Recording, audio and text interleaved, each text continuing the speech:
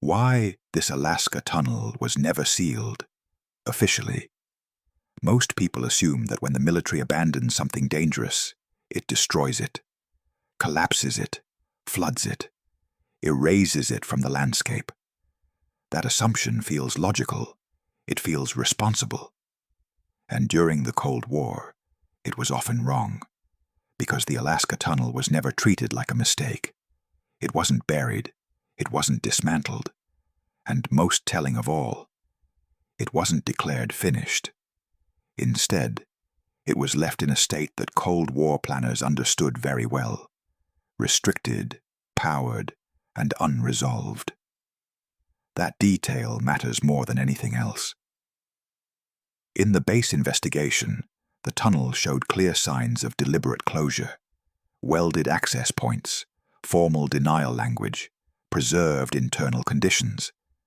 But it lacked the one thing you would expect if the system had truly been retired: finality. Cold War infrastructure usually ends in one of two ways. Either it is openly decommissioned, documented, surveyed, neutralized, or it is destroyed beyond practical recovery. This tunnel fits neither category. Its entrance wasn't collapsed. Its internal environment was preserved. Power was still routed where no one was supposed to be working. Those are not the choices of a system being erased. They are the choices of a system being paused. During the Cold War, certain facilities were placed into what planners referred to, often quietly, as latent status. These were systems no longer staffed, no longer operational in a day-to-day sense, but still considered strategically alive, not active, not dead, available. Latent systems existed because Cold War decision-makers were deeply uncomfortable with certainty. Shutting something down permanently required confidence that it would never be needed again. And confidence was rare. Leaving a tunnel accessible under restriction preserved options. Options to inspect, options to intervene, options to respond to scenarios that planners could imagine but never publicly describe. That explains why sealing was avoided. A permanently sealed tunnel removes human discretion, but it also removes flexibility. If something changes, if assumptions shift, reopening a collapsed or flooded structure becomes slow, visible, and politically costly. A restricted tunnel avoids that. It can remain on paper as inactive. In reality, it remains reachable. Another overlooked factor is responsibility. Cold War projects rarely belonged to a single authority.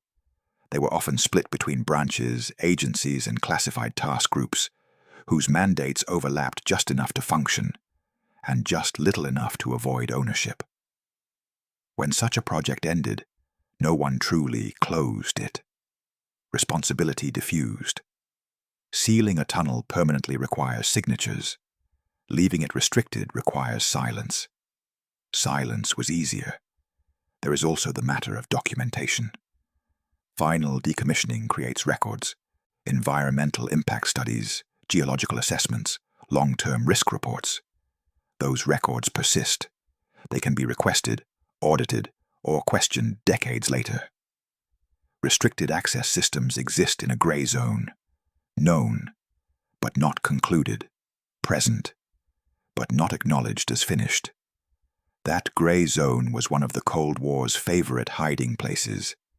Yet the most important reason the Alaska tunnel was never sealed lies deeper than bureaucracy or caution. It lies in the nature of containment itself. Containment systems are not static. They assume change. They assume degradation. They assume that at some point, intervention may be required, even if no one expects to be there when it happens.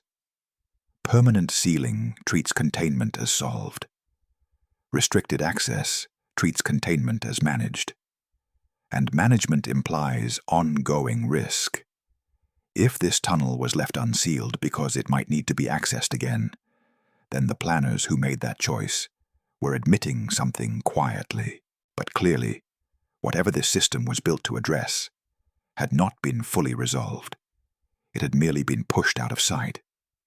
Which raises the first uncomfortable question of this investigation.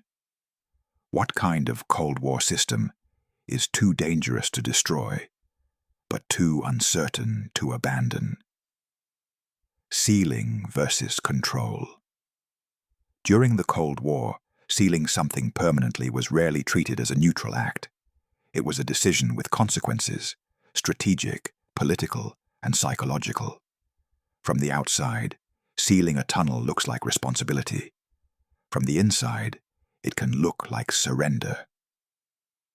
Cold War planners understood a difficult truth. Once a system is sealed beyond recovery, it is no longer governed. It is no longer observable. And in worst-case scenarios, it is no longer predictable. That made permanent sealing dangerous. There is a fundamental difference between closing a system and controlling it. Closure assumes the threat is gone. Control assumes the threat still exists, but can be managed. The Alaska Tunnel was treated according to the second logic. In Cold War engineering doctrine, systems tied to containment were almost never destroyed outright unless they were actively failing. Instead, they were placed under layered restriction, physical barriers, procedural denial, and administrative silence. This allowed planners to preserve what mattered most: the ability to intervene. Intervention does not require constant access. It requires possible access. That distinction explains why the tunnel was sealed in a way that discouraged entry without eliminating it. Welds made opening difficult, but not impossible. Internal systems were preserved, not dismantled. Environmental conditions were stabilized, not allowed to collapse. Those choices reflect planning for scenarios that were never meant to be discussed publicly. Consider the alternative. If the tunnel had been collapsed or flooded, any future need to access it would require heavy equipment, surface disturbance, and documentation. That creates visibility. Visibility creates questions. Questions create exposure. Restricted access avoids all three. It also avoids something else: accountability. Permanent sealing assigns responsibility. Someone must sign off. Someone must certify that whatever was contained is no longer a concern. That certification becomes a statement, and statements can be challenged. Leaving a system restricted avoids making that claim. It says nothing was decided, nothing was concluded, nothing was promised. That ambiguity was often intentional. Cold War risk management did not aim for solutions. It aimed for containment of uncertainty. Planners were more comfortable living with a controlled unknown than with a declared resolution that might later prove false. This mindset appears repeatedly in Cold War infrastructure. Early warning systems that were never fully deactivated. Automated facilities left powered but unstaffed. Redundant sites preserved long after their official purpose expired. The Alaska Tunnel fits this pattern precisely. Another factor rarely discussed is escalation risk. Sealing a tunnel permanently communicates finality to future planners, to allied agencies, and potentially to adversaries who study infrastructure patterns. It signals that whatever existed there is no longer relevant. But Cold War systems were rarely built for one moment in time. They were designed around scenarios that might return, evolve, or resurface decades later. Control preserves optionality. Sealing eliminates it. That is why Cold War planners often preferred latent systems, infrastructure that could be reactivated, reassessed, or repurposed if strategic conditions changed. This tunnel was left in that state, not because planners expected to use it again, but because they refused to guarantee that they wouldn't. There is also a human factor that rarely appears in official records. Permanent sealing forces decision-makers to confront the moral dimension of what they are closing. It requires admitting that a system is no longer needed, or worse, that it should never have existed. Restricted access allows avoidance. It lets a system exist without resolution. It lets responsibility fade with time. It lets future generations inherit the problem quietly, which leads to a troubling realization. If the Alaska Tunnel was never sealed because sealing it required certainty, then the people responsible were operating under an assumption they could not prove wrong, that the conditions which justified the tunnel's existence might return, and that, in some future scenario, access, however difficult, might be preferable to ignorance. That brings us to the next layer of the problem. If permanent sealing was avoided because control was safer than closure, then control had to be enforced somehow. And that raises the next question. How do you maintain control over a system that no one is supposed to enter, without ever officially acknowledging what it contains?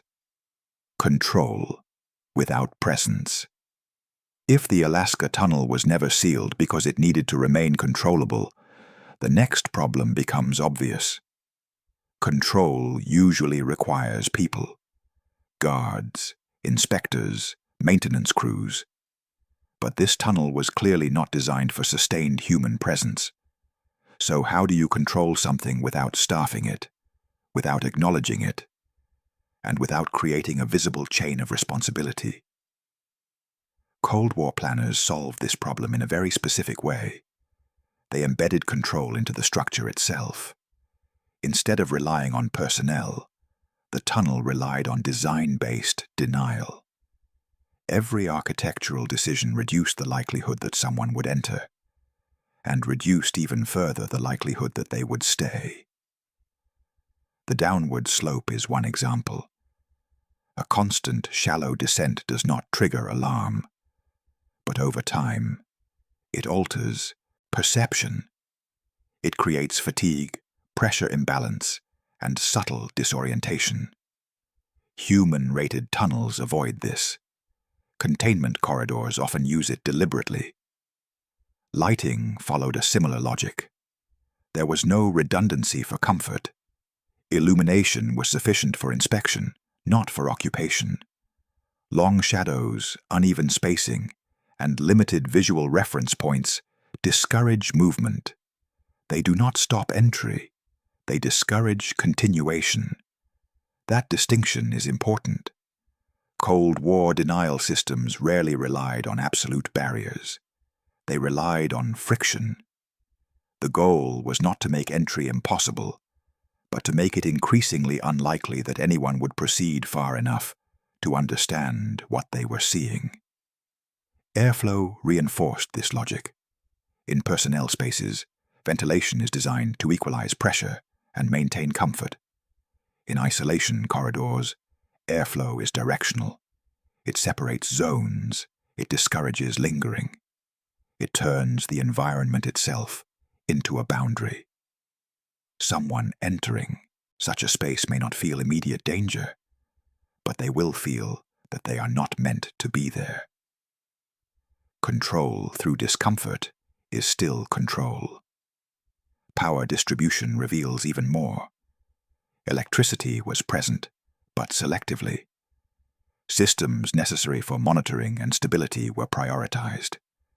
Systems that would support long-term human activity were not. This creates a hierarchy of importance. The system matters more than the people interacting with it. That hierarchy defines containment infrastructure. Another subtle control mechanism lies in documentation. The tunnel's absence from standard layouts does not mean it was unknown. It means it was intentionally unintegrated. By keeping it outside routine schematics, planners ensured that most personnel would never encounter it in training, planning, or maintenance cycles. What isn't documented isn't assigned. What isn't assigned isn't questioned. Over time, this produces a form of institutional forgetting. New commanders arrive. Old specialists retire. The system remains, but knowledge of it thins. Eventually, the tunnel becomes something no one owns, and that is a powerful form of control, because systems without owners are rarely challenged. They exist in a kind of bureaucratic shadow, acknowledged only when necessary, ignored the rest of the time. Cold War planners understood this decay of responsibility and used it intentionally. They built systems that would outlast the people who understood them, not because they expected failure, but because they expected time. Time erodes certainty. Time erodes memory. Time erodes accountability. Designing a system that becomes harder to access and harder to explain with each passing decade is not negligence. It is strategy.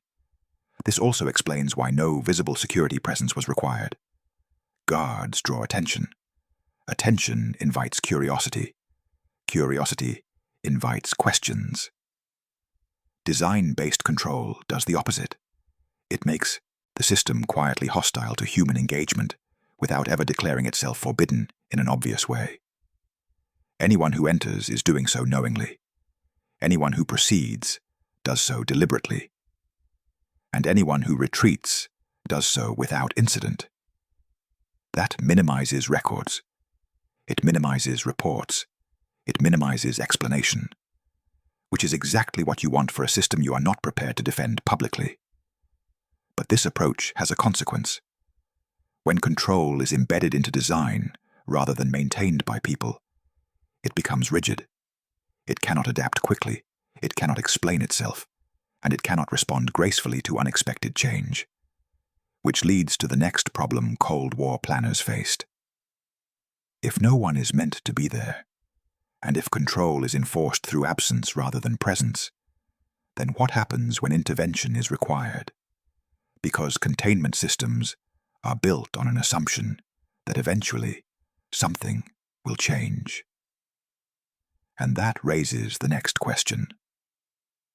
If the tunnel was designed to be controlled without people, under what circumstances would human access become unavoidable? When intervention becomes unavoidable, Cold War planners accepted one uncomfortable reality. No containment system lasts forever.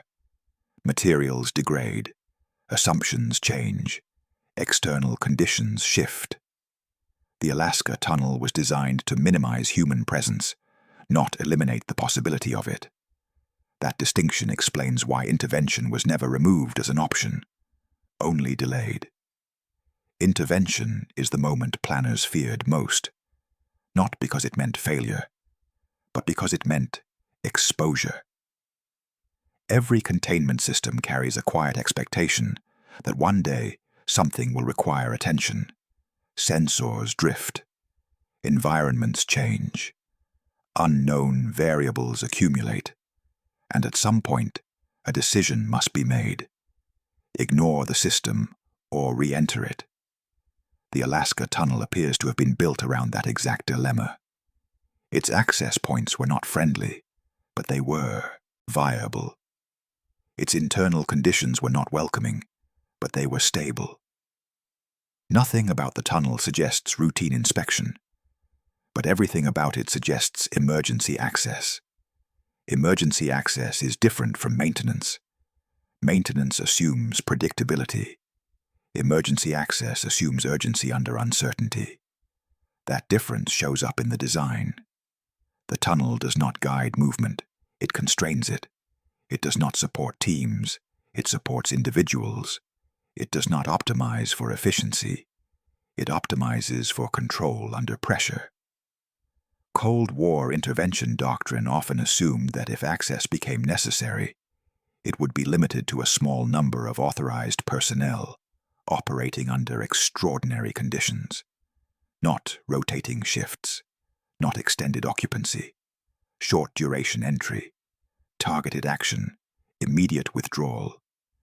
That explains why the tunnel lacks features that support sustained presence. Comfort was never the goal. Survivability was never the goal. Containment was. Another revealing detail is the absence of contingency adaptation. There are no visible upgrade paths, no modular expansions, no clear points for modernization. This suggests that intervention was expected to occur only under narrow, predefined circumstances. Circumstances planners believed would be rare, but not impossible. And rarity matters. If intervention is rare enough, you don't build systems to accommodate it gracefully. You build systems that make intervention costly, difficult, and deliberate, ensuring that no one enters casually or without consequence. That is exactly what this tunnel does. Intervention becomes a decision that cannot be made lightly. Anyone choosing to access the tunnel would immediately understand that they were crossing a boundary, not a procedural one, a conceptual one. They would know they were stepping into a space that exists outside routine military logic. That alone filters decision-making. Only scenarios severe enough to justify that crossing would trigger action. Cold War planners preferred this kind of psychological gatekeeping. It reduced false positives. It reduced internal debate. It ensured that when intervention happened, it happened decisively. But this approach carries a long-term risk. As time passes, the original intervention criteria fade. The people who defined them leave. Documentation thins. Context erodes. Eventually, a system remains, but the conditions under which it should be accessed become ambiguous. At that point, intervention becomes dangerous for a different reason. Not because of what the system contains, but because of what the intervening personnel don't know. They inherit a structure designed for urgency, without inheriting the assumptions that shaped it. They face a tunnel built for problems no longer clearly remembered. That creates a paradox. The tunnel remains accessible because intervention might be needed. But the longer it remains untouched, the less prepared anyone becomes to intervene safely. Cold War planners accepted this risk because they believed the alternative was worse.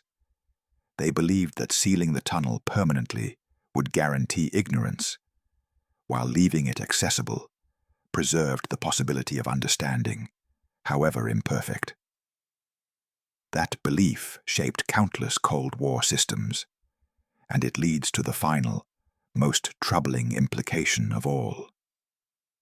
If this tunnel was left unsealed to allow intervention under extreme circumstances, and if control was designed to function without people for as long as possible, then the tunnel was not merely infrastructure. It was a contingency, a physical embodiment of a scenario planners hoped would never arrive, but refused to rule out. Which leads to the final question of this investigation. What kind of Cold War contingency is important enough to keep alive for decades, yet dangerous enough that no one wanted to define it clearly? System left undecided. By the time all the design choices are placed side by side, one conclusion becomes unavoidable. The Alaska Tunnel was not preserved because it succeeded. It was preserved because no one was willing to declare it finished. That distinction matters. Cold War systems were rarely judged only on performance. They were judged on risk asymmetry. The balance between what could go wrong if a system remained versus what could go wrong if it was removed. In this case, removal carried more uncertainty than preservation. Sealing the tunnel permanently would have meant making a claim that whatever conditions justified its construction no longer existed. That claim would need to be defended indefinitely by people who might not even understand the original threat. Leaving the tunnel restricted avoided making that promise. It allowed planners to say, implicitly, We are not certain, and we refuse to pretend that we are. That refusal is the through line of this entire structure. Everything about the tunnel reflects indecision institutionalized into concrete. It is accessible, but hostile. Powered, but unstaffed. Documented enough to exist, but not enough to explain. Those are not engineering contradictions. They are policy compromises. The tunnel represents a category of Cold War infrastructure that does not fit neatly into weapons systems, research facilities, or logistics support. It sits in a different class entirely. It is a contingency container, not a place meant to solve a problem, but a place meant to hold one, unresolved, until someone else is forced to decide what it means. That explains why it was never standardized, why it was never replicated, why it was never formally closed. Standardization spreads responsibility. Replication creates precedent. Closure creates accountability. This tunnel avoided all three. Instead, it concentrated responsibility into silence. Over time, silence becomes strategy. As decades pass, the tunnel's original context fades. What remains is the physical structure, a system that outlives the people who argued for it, opposed it, or designed it. At that point, the tunnel no longer functions as intended infrastructure. It becomes something else, a legacy risk. Legacy risks are not actively dangerous. They are dangerous because they resist classification. They exist between categories, beyond routine oversight, and outside modern doctrine. Cold War planners accepted this outcome because they believed that some risks were safer frozen in place than re-examined. Re-examination leads to questions. Questions lead to exposure. Exposure leads to consequences no one can fully predict.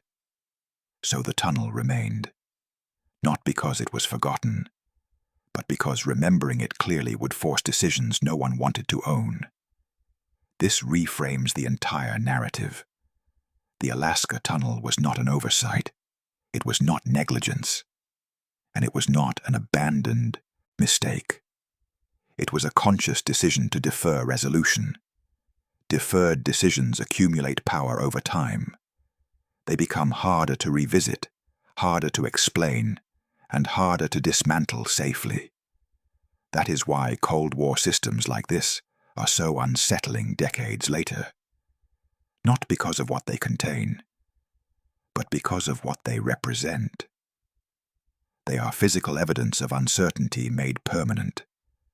The tunnel exists because planners believed the future might demand access to something they did not fully understand, and they were unwilling to deny that future the option. Which leaves us with the final question. Not about the tunnel itself, but about the mindset that built it. What kind of war leaves behind infrastructure that no one dares to finish, destroy, or explain, and expects time to manage the consequences instead? That question does not end with this tunnel. It leads directly to the next layer of the investigation. The evacuation logic, the routing decisions, and the silent assumption that if something went wrong, danger would be moved deeper rather than eliminated. And that is where this story continues.